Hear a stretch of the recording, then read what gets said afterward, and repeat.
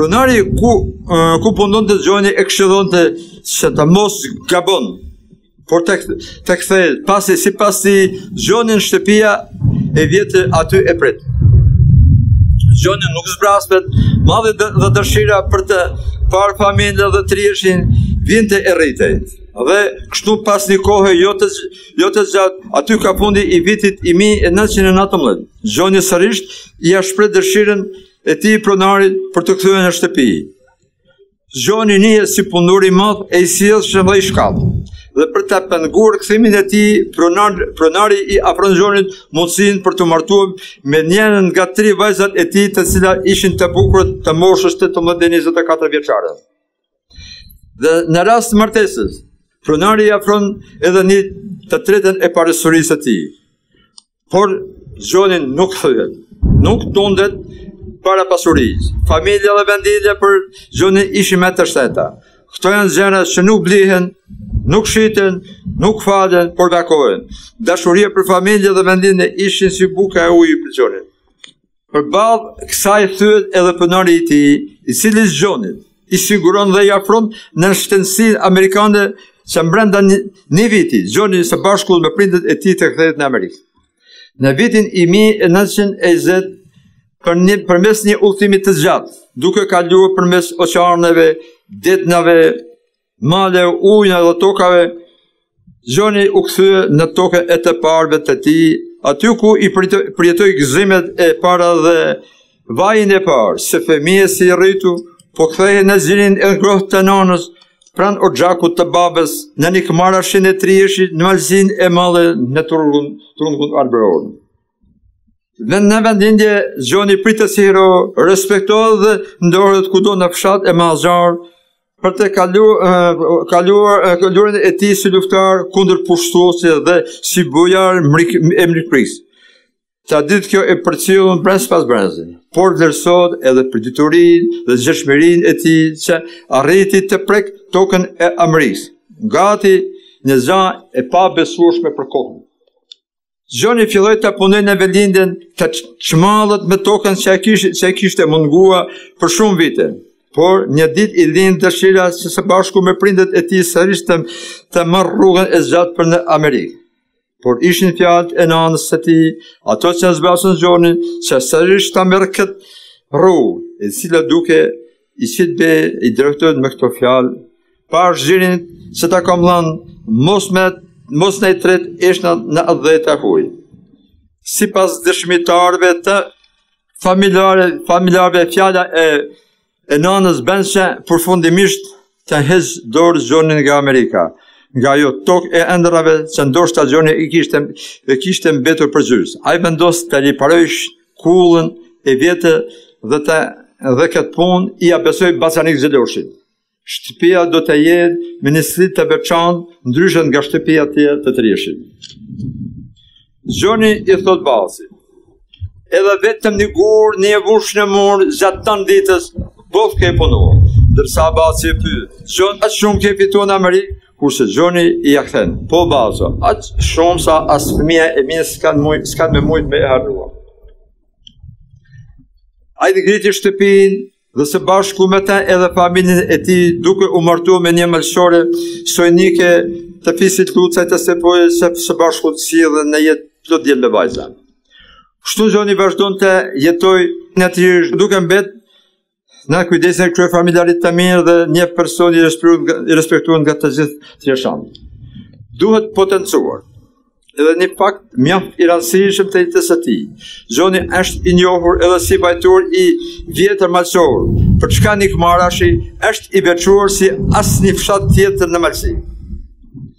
Gjoni në përmes vargjeve të elezive të tij do t'ja njohim edhe shpirtin e tij adhetar, i cili do të lëshonte në mbi barbarsëm që kishin bërë kërdi duke vrarë malsor të pafajshëm zat dhe pas formimit të mbretërisë jugoslave.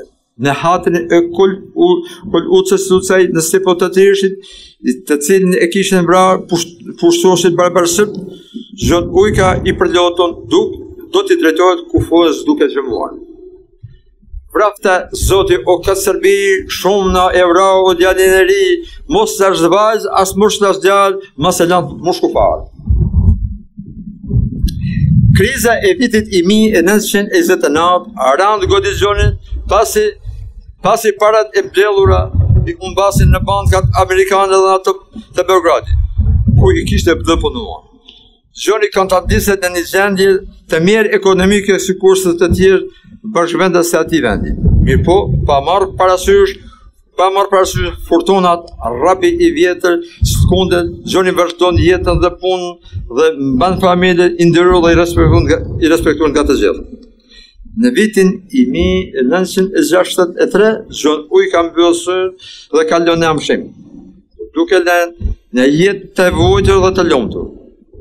Gjendje që bën të kujtojmë, vlerësojmë, respektojmë edhe në brezat e sotme. Zgjoni mbeti në kujtes ashtu si e njësh interesant, si burr, trim, fisnik dhe bujar. Duhet se kurse rrugën e Zgjonit ndose djel dhe nipat e tij, edhe atat si pararsi i tyne në pjesën e dytë të shekullit të kaluar morën rrugën për në tokën e ëndrave, për në Amerikën e lartë. Zgjidhni duke ruajt dhe kulturuar frymën e Zgjonit, frymën e dashurisë dhe përkushtimin ndaj Zotit dhe Allahut. Të nderuar familjar dhe të pranishëm, me zbulimin e pllakës përkujtimore të Zgjon Ujkës sot po nderojmë jetën dhe veprën e tij, që është një shembull për ne dhe brezat e arshëm, që është shembull i dashurisë për familje dhe vendindje. Për këtë duhet falendëruar djel dhe nipat që e bën të mundur ngritjen e kësaj pllake përkujtimore dhe ngritjen e shtëpisë së tij mbi themelet të kaluarës së lavdishme, që do të shndërrohet në një motiv dhe frymëzim për ta dhe për ne për të ndjek rrugën e Zgjonit, sa pa marrë parasysh se ku i përplas dallgat e jetës, asnjëherë të mos harrojmë se nga vim ku i kem rënë dhe sa e çmurë është familja Kombi dhe Allahu, ashtu si kurse ishin për vetë Zgjon Ujkan. Jeta dhe vepra e Zgjon Ujkës është lapidar. Emri i të cilit meriton të skaditë me shkronjat e arta në historinë e malësisë dhe të këtyre trove shqiptare dhe të popullit shqiptar, si edhe në panteonin e lirisë dhe përjetësisë së kombit shqiptar. Lavdi i jetës dhe veprës së Zgjon Ujkës gjurashë. Falënderit për vëmendje.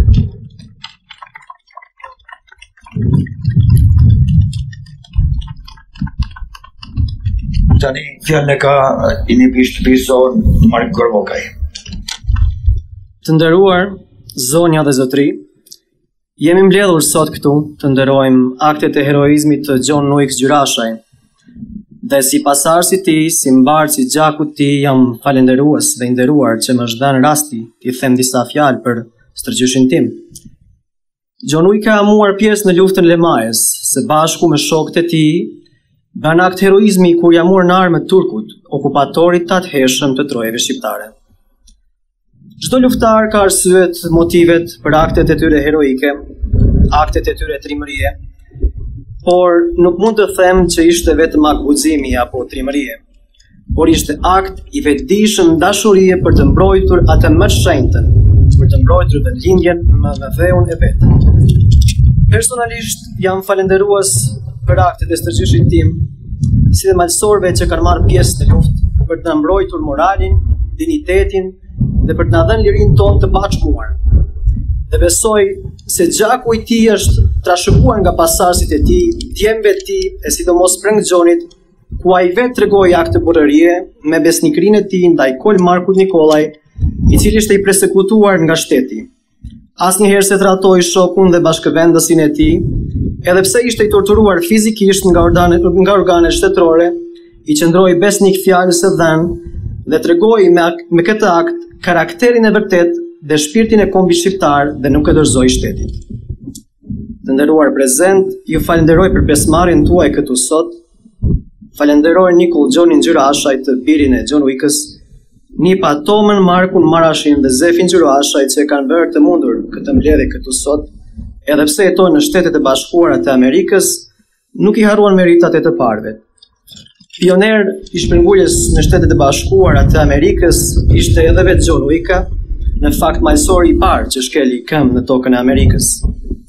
Falënderimi fundi dhe I veçantë I shkon edhe Albert Marashi Gjurashaj, I cili me duart e tij ja krijoi këtë vepër vizuale të përmendores së John Ujkës Gjurashaj, të cilët tani do e zbulojmë.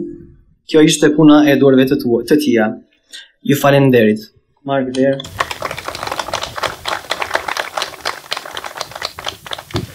Tani Mark Gjokaj dhe Vera Gjona I zbulojnë përmendorin.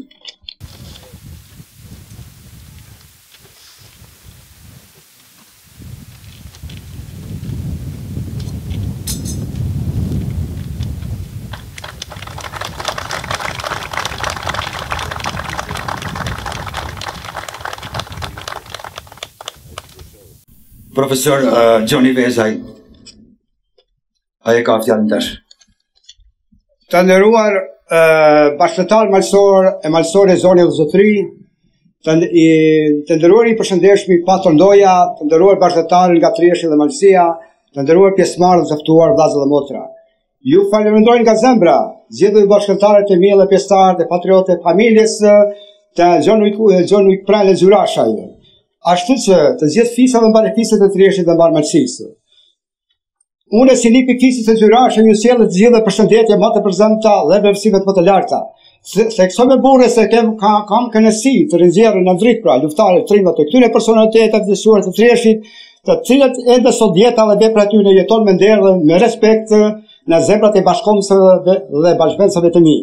Historikisht, sipas burimeve të Benedikut të Trieshi përmendet e vitin 1416, nga burimet e larta predorisht otomane citohet e vitin 1485, nga burimet popullore ose si thonë llogëllarabe, të cilat janë përcjellur në odët e burrave të Malësisë prej bankesit. Shumica e trishëve pra ka origjinën e bankesit. Origjina vërtetë e malësorëve të krishterë, sipas disa studiosëve, është e fisit I lirit me të mirëfill levatit, të cilat janë ngolitur që nga epoka e lashtësisë të trevave kuzhine dhe sot e kësaj dite. Trieshi dhe Malësia e Madhe deri në vitin 1478-6 marrë dije të ngushta me Republikën e Benedikut. Nga Trieshi dhe gjatë shekujve dole shumë intelektual se çdo merak tjetër I Malësisë së Madhe në raport me popullsinë. Ata nizan vend të racisht në patrioni e personaliteteve më të shquara allëtare shqiptare deri në fund të luftës së dytë botërore. Pra shkollat e Trieshit me një histori nisëmeçare, plot veprimtariesh, shkolla, njerëz kulturë allëtar, u bani vatën e ngrohtë për parimtare arsimit dhe kulturë shqiptare, nga banët edhe shkollës ka dalë shumë breza nxënëse të shkolluar, të cilat pagojnë vjollë studimet e larta si në Evropë, në Velindja, për në Shtetet e Bashkuara për Amerikës.